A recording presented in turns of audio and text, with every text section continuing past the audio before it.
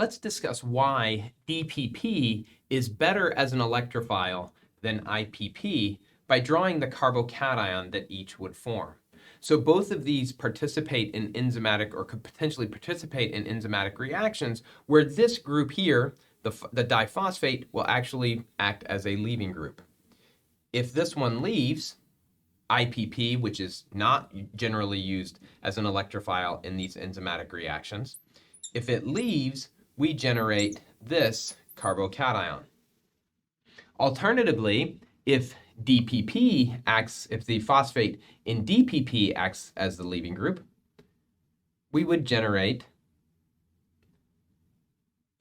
this carbocation. The problem tells us, the assessment tells us that IPP doesn't participate as an electrophile, and this structure here helps us understand why that is. This is a primary carbocation, which we know is highly unstable, as in all caps, unstable, maybe even with an exclamation point.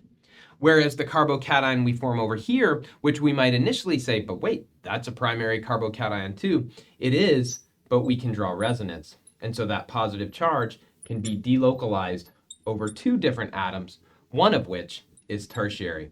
The ability to delocalize that charge makes this a very stable carbocation.